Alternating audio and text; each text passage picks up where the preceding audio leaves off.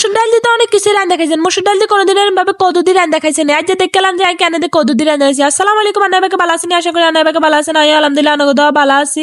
যারা যারা honour follow করা পেজটা ফলো করেন অবশ্যই ফলো করে দিবেন। যারা ইউটিউব চ্যানেল থেকে দেখতেছেন অবশ্যই সাবস্ক্রাইব করে বেল আইকনটি বাজে পাশে থাকবেন। টিকটক ইনস্টাগ্রাম থেকে দেখলে লাইক ফলো করে পাশে থাকবেন। কেন এই তেল দিয়ে দিছি, তেল দিয়ে পেঁয়াজ দিয়ে দিছি, পেঁয়াজ গিন্ডে আবার ভাজা ভাজা করে লইতে হইব। ভাজা না হলে হইতো না, লাল লাল করতে হবে আর কি। লাল লাল না করলে আবার তরকারি কালার ভালো হইতো না। তো এই সুন্দর করে এনে লাল লাল করে নিলে পেঁয়াজ কিন্তু দিছি।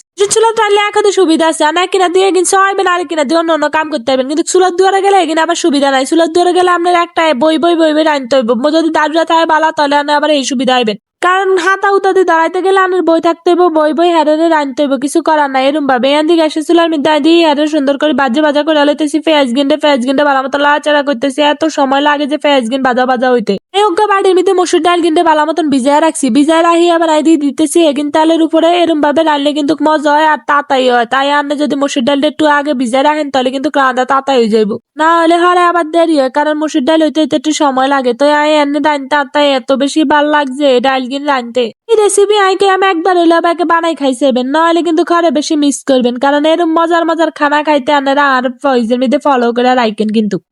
এবার আমি সুন্দর করে কুচ্ছুন দিয়ে লাড়াচাড়া করে লইতেছি। কারণ তেলের উপরে ভাজা করে লইতে হইব। এবার দিয়ে দিছি টমেটো আর কাঁচামরিচ দিয়ে আবার ভালো মতন ভাজা করে লইতেছি। কারণ আবার নইলে নিচে দিয়ে লাগিয়ে যাবো। এন দিয়ে দিয়ে দিছি রসুন বাটা একটু বেশি করে দিতে হইব। কারণ ডালের মধ্যে রসুন বাটা বেশি না দিলে ভালো লাগে না। তো রসুন বাটা হরে দিয়ে দিছি। কম হয়ে গেছে এই কারণ একটু রসুন দিয়ে দিছি। দিয়ে আবার ভালো মতো লাড়াচাড়া করতেছি। কারণ ডালের মধ্যে আর কাছে রসুন একটু বেশি দিলে ভালো লাগে। এবার হালকা পরিমাণ পানি দিয়ে দিছি, কারণ পানি না দিলে তো আবার হইতো না। পানি না দিলে নিচে দিয়ে লাগিয়ে যাবে। তো হালকা পরিমাণ পানি দিয়ে আবার সুন্দর করে লইয়া দিয়া দিলাম অল্প একটু জিরা বাটা দিয়ে আবার ভালো মতো লাড়াচাড়া করতে হইব। আমি জানি না আপনারা কেন কে রাঁধেন, কিন্তু কাই এইভাবে রাঁধি। আর রাঁধা কিরম হয় আমি নিজেও জানি না, কিন্তু খাইতে ভালো হয়।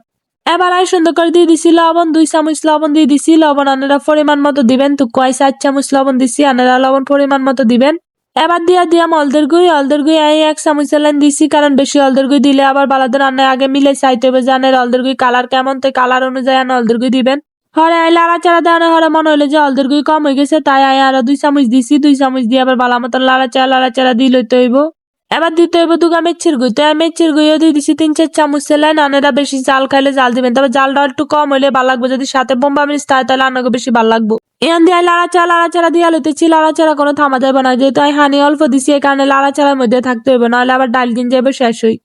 আমও যাইব সালায় যাইব, কিছুই খাইতে আইতে না বুঝছেন। এলাই গানে লাড়াচাড়ার মধ্যে থাকতে হইব। এখান দিয়ে দিছি ধনিয়া গুঁড়া, হালকা দুগা ধনিয়া গুঁড়া দিলে ভাল লাগে। তাই দিয়ে এলাই দিয়ে দিছি ধনিয়া গুঁড়া দিয়ে আবার লাড়াচাড়া দিয়ে দিছি দুগা গরম মশলা।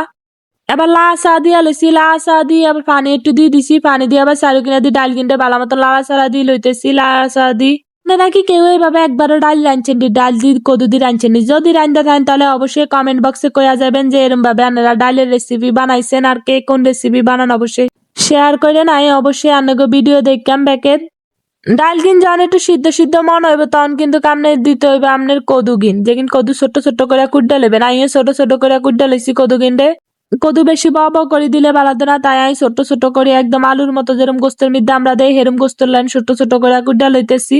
আরে উল্টা পাল্টা কথা কইকা কুড়ি লইছি। কুড়ি লই আবার এরম ভাবে দিছি। আবার ভালো মতো লাড়াচাড়া দিয়ে লইতেছি। লাড়াচাড়া না দিলে তো আবার হইতো না, লাগিয়া যাইব বুঝছেন।